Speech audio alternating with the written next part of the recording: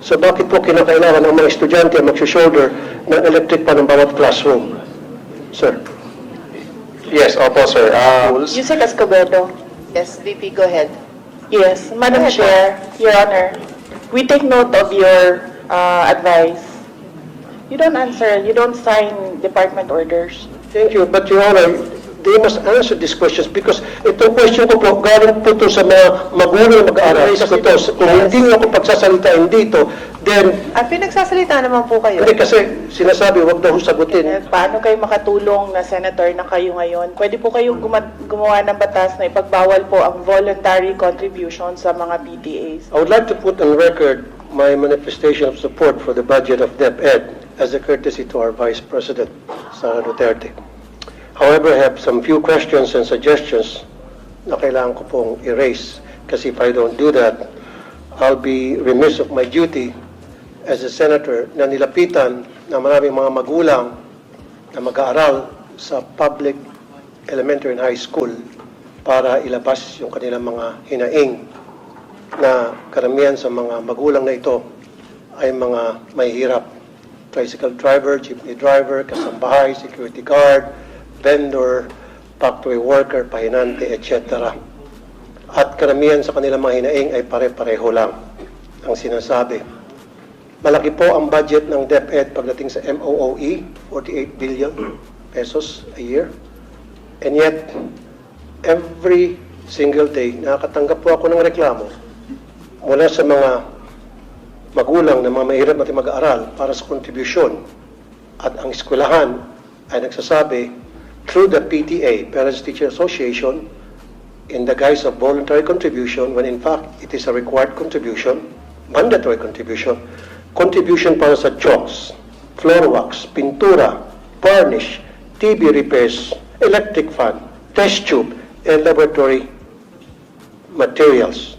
Kasama dyan yung printer. At alam ko po, yan ay napapaloob sa supplies and equipment na meron pong bilyones na budget from DepEd. Isa pa po, or ilan pa po sa mga sinisingil na mga public schools sa mga mag-aaral, ng mga magulang, ay utility bills. Yung bayad para sa kuryente ay hiningi ng contribution na para magbayad ay yung mga mag-aaral. Yung bayad para sa janitor, yung bayad po para sa mga security guard, yung bayad po para sa repair ng CR, and pati po doon sa field trip na sana po ay libre. Now, ang tanong, can somebody run me through, paano po ba nadi-distribute, nadi-disburse yung billions and billions of pesos para sa mga nabanggit ko? How is it being distributed? At bakit po hindi nakakarating sa mga eskwelahan na marami sa kanila mga guro? In fact, I talked to some of them. Of course, I'm not gonna mention their name for obvious reason. Wala na po nakakarating sa kanila. Kaya ang nangyari, nagre-remedyo po sila at ni-require nila yung mga kanilang mga estudyante na mag-contribute. Paano po naging required to? Kasi what they do is they call a PTA meeting. Ito po yung doorway, Parents Teachers Association. So pagdating po sa PTA, ngayon, ang first agenda palagi is kailangan natin magbigay ng contribution para sa chalk, floor wax, etc. Kailangan natin magawa agad ito. So ang nangyayari, yung mga magulang ng mga estudyante na walang-wala, napipilitan, peer pressure ang tawag po niyan, sapagkat ilan doon sa mga magulang na mag-aaral na can afford, tumataas ng kamay. Yung mga hindi po nagbo-volunteer, hindi tumataas ng kamay, na binabagsak. Yung mahilig mag-contribute, mataas ang grado, at honor students pa. Kaya ilan sa mga magulang na ito, napipilitan dumiskarte para lamang makapagbigay ng tinatawag na contribution daw. Sino pong gusto sumagot? Madam Chair, Your Honor, Yusek Escobedo of Field Operations will answer the question. Madam Chair, good afternoon. Unang-una po, yung merong existing policy ang Department of Education as regards to the no collection policy because tama po ang nabanggit ni Senator Tulfo that we have the MOOE, school MOOE, at kabilang na dito yung ano ang mga needs ng mga teachers, including repairs and payment for electricity. And we also recognize that merong mga PTAs na nag-i-impose ng mga contributions because they're saying that they are a private organization, and meron na po kaming mga ongoing investigations. Isa na po dito sa Region 3 where the teacher involved has resigned, and Sir, the case... excuse me, let me cut you off. Hindi lang po sa Region 3, sa lahat po ng lugar sa Pilipinas, when I posted sa Facebook page ko yung reklamo ng ilang mga magulang na pumunta po sa radio program ko Wanted sa radyo, binaha po ako ng mga comments from parents all over the country stating that pati sila sa kanilang eskwelahan, yes, meron daw po talagang tinatawag na voluntary contribution from na inimpose po ng PTA. Ang nangyari po kasi sana, ang request ko, pagsabihan niyo po, pag meron pong PTA meeting, dapat wala na yung pag-uusapan na tungkol sa contributions. Dapat ang pag-uusapan lang po sa lahat ng PTA meeting, i-require niyo po, ay tungkol lang po sa academic performance ng mga estudyante o yung mga problema at hinaing ng mga estudyante, period. Kasi ang nangyari, tuwing PTA meeting, 101% ang unang agenda sa meeting na yan, and I have proof from parents and even teachers na ang first agenda tuwing magkakaroon ng PTA ay project. Ano ang pwede natin magawang project sa eskwelahan? Repair para sa CR, varnish para sa silya na nasisira na. Bili tayo ng chalk, bili tayo ng floor wax, bili tayo ng ganito, ganon, ganon. Ang mga estudyante na walang pang contribute, kuminsan pinapahiya pa, nilalagay pa po sa group chat. Ito, nag-contribute na si Juan, si Mario, si Pedro. However, si Rolando hindi pa nag-contribute, si Petra hindi pa nag-contribute. So, napapaya yung mga hindi pa napapag-contribute na nape-pressure po, in some cases, to mga magulang, baka natututo pa magnakaw para hindi lang mapaya yung kanilang mga anak. And meron po akong proof tungkol dyan. And in fairness po sa inyo, this has been going on for many years. Even as far back as yung administration pa po, I can remember Brother Armin Luistro. In fact, nag-away pa kami on air niya sa Wanted sa radyo because ayaw niya maniwala hanggang sa pinadalahan ko siya ng mga reklamo and nakita niya po na talagang valid, and then nag-issue po siya ng memo na stop na yung contribution, voluntary contribution. After a few months, nagsibalikan din po hanggang ngayon. So is there a way na talagang once and for all, since senador na po ako, because I promise na once ako'y maging senador, I'll put a stop of this nonsense. Nung ako po'y wanted sa radyo na broadcaster, of course wala po akong magawa, all I can do is call the authorities and tell them, hey, we have complaints pertaining to this and that. Now that I'm senator and they elected and voted me para mabigyan solusyon itong problema ito na mga magulang mag-aaral, I have to do something to put a stop to these problems once and for all. Can you guys promise me na mahinto na to para ako po'y maging supporter ng inyong budget at hindi ko po kontrahin. Humingi kayo ng 1 trillion pesos for all I care. Kasi alam ko kailangan po ang maayos na budget para sa DepEd. And I firmly believe na kailangan talaga ng DepEd ng pinakamalaking budget among all other agencies because we need to give quality educations to our poor na mga kababayan. Because I believe in who he was less in life should have more in law. So, dapat sa ating batas, bigyan po ng magandang edukasyon, bigyan po ng magandang serbisyo ang mga mayroon nating kababayan. Dito lang po sana sila mga kabawi. And I agree, dapat pabawiin natin sila sa pamagitan ng pagbigyan ng quality education. Pero how can we give these students quality of education kung kulang-kulang? And then, we're teaching these kids to be corrupt when they grow up. How and why? Because they know and they knew na yung paghingi sa kanilang contribution ay pangingikil. Sir, So pag lumaki po itong mga estudyante, makikita nila na okay lang pala yung mangingikil kasi si teacher nangingikil sa amin. So paglaki nila, there's the possibility na baka mangingikil sila. okay. Senator Tulfo, your time is up, no? You've been informed that your time is up. You've responded, but kindly respond again. Yusek Escobedo. VP.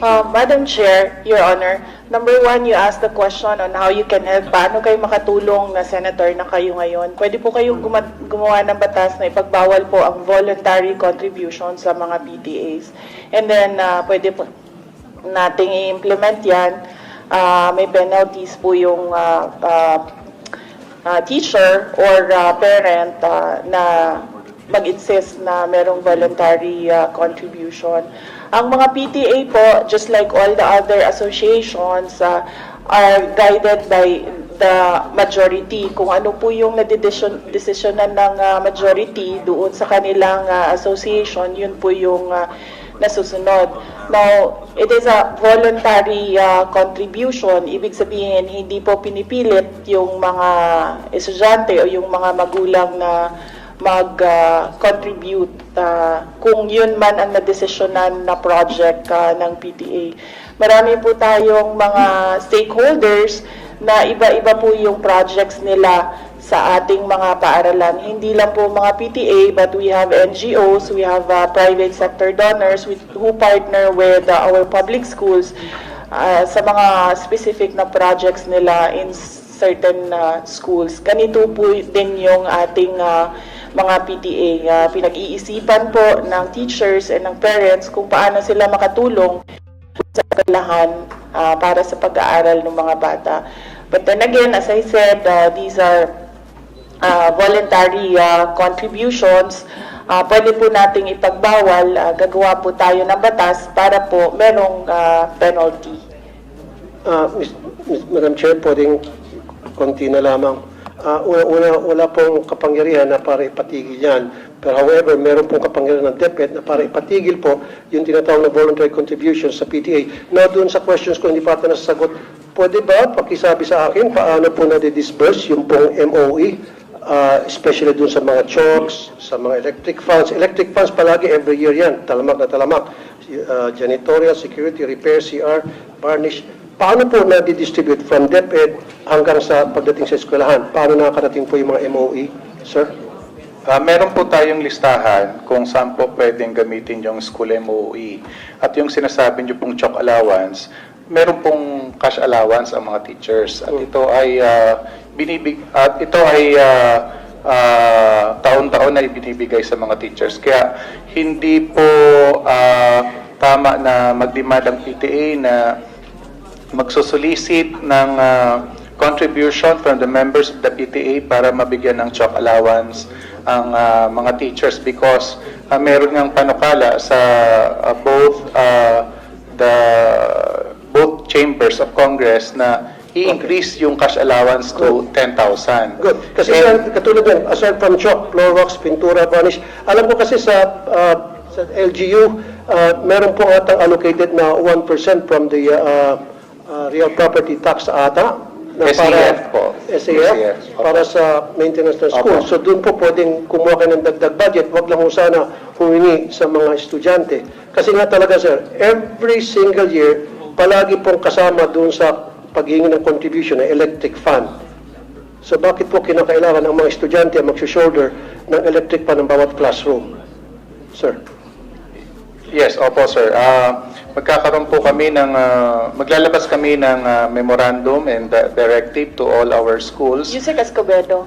Yes, VP, go ahead. Yes, Madam Go ahead, Chair, Your Honor, we take note of your advice. You don't answer, you don't sign department orders.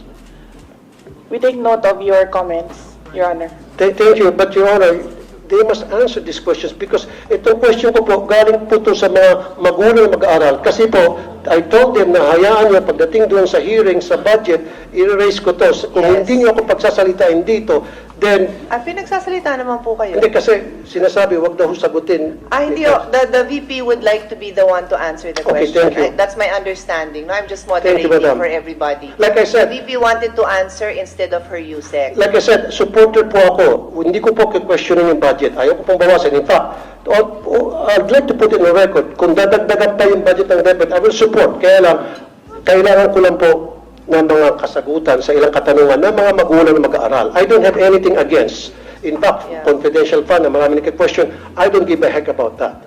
Walang pakialam dyan. Ang pakialam ko talaga, yung hinahin ng mga magulang.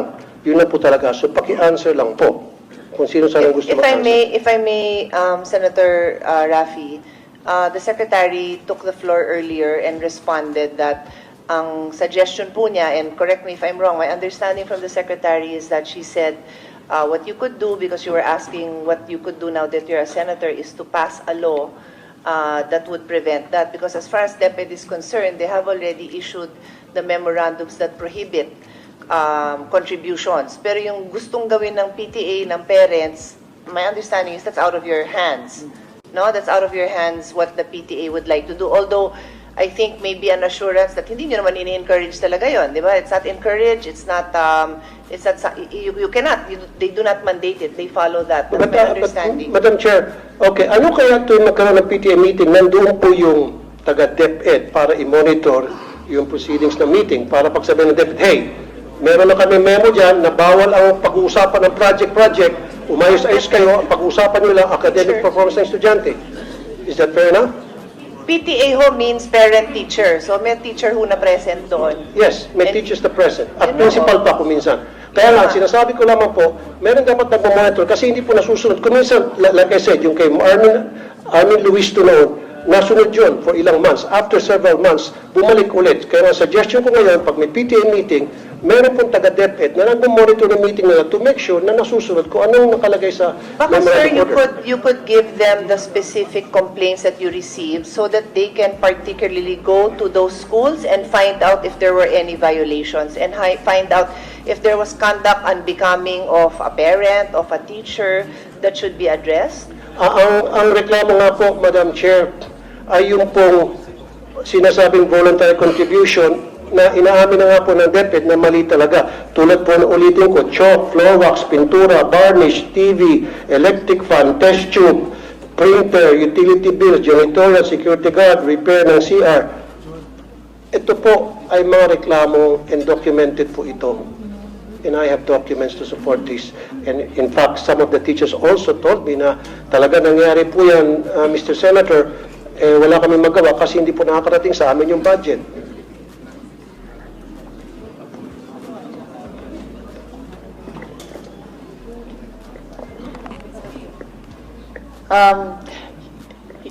Madam Chair, Your Honor, we will submit the downloading of MOOE up to the school level to the Finance Secretariat. At tunay lamang po, Madam Chair, test tube.